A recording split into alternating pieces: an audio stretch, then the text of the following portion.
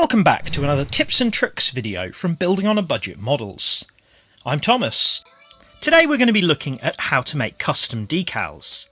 Now in this video I'll be using a monochrome laser printer, which is pretty old, but I will at the end talk about how you make decals using inkjet printers as well.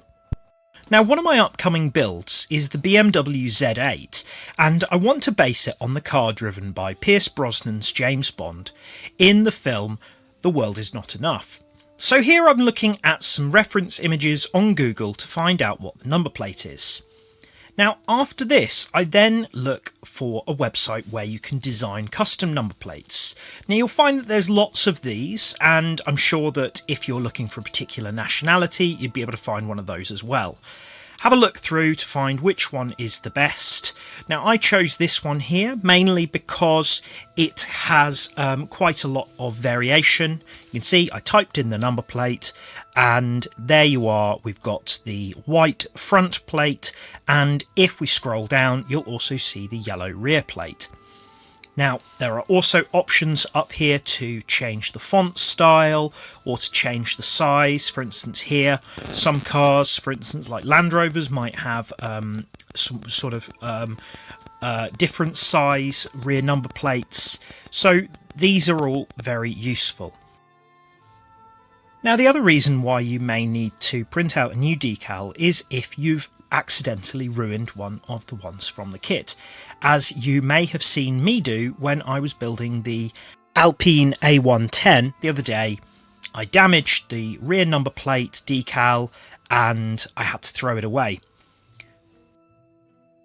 I had a search on Google Images for the number plate, but I also found that there are websites which specialise in decals for video games, such as this one here for the game Gran Turismo Sport. This is pretty good because these are mainly high quality images. Often they have transparent backgrounds as well, which means that they're really good. I mean, they're basically intended for this kind of job. So I had a look through and I eventually found the number plate I was after.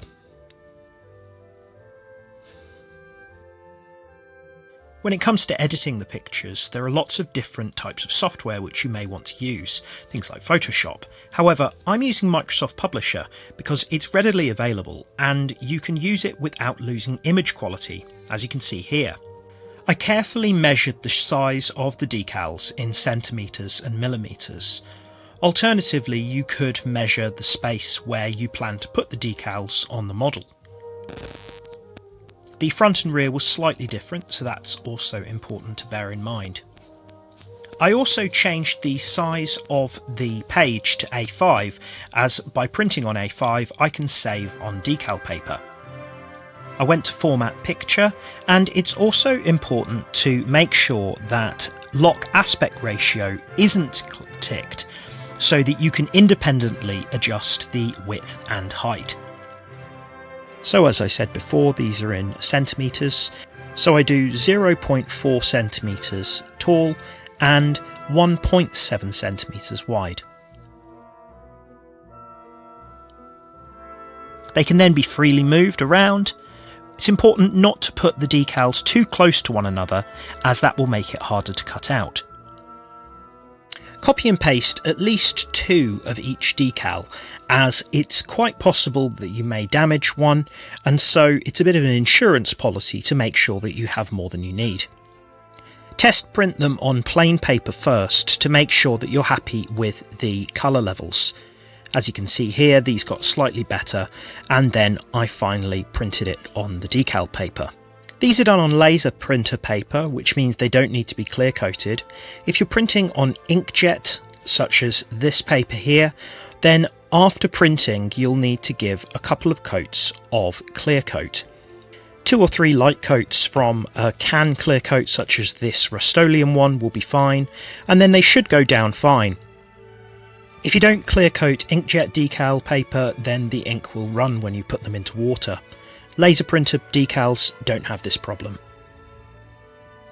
So here I'll show you how I apply the decals.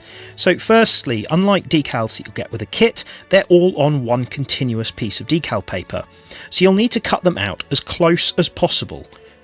Now be very careful when doing this, as the colour on the front of the decal paper can very easily be scratched. Try not to touch the ink if possible. As this decal paper is transparent, I will lay down some colour in the place where it goes that I want to show through.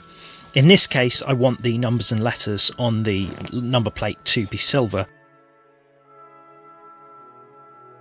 So now I put down a little bit of silver paint in the place where the number plate goes. Once that's dry, I put the decal into some tepid water for 5 to 10 seconds, then let it rest on some kitchen paper until it could be freely moved from its backing. I then put it into its position, and once I was happy with that, added a little bit of microsol to help it adhere to the surface. Now once I'd done this, I realised that I damaged it a little bit. I think with a pair of tweezers I'd scratched some of the paintwork.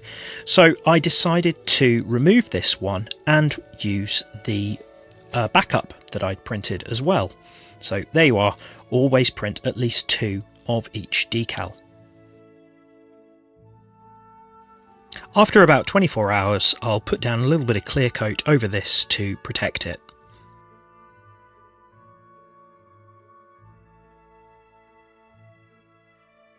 Finally, I just use a cotton bud to soak up some of the excess liquid and also make sure that I'm happy with the position it's in.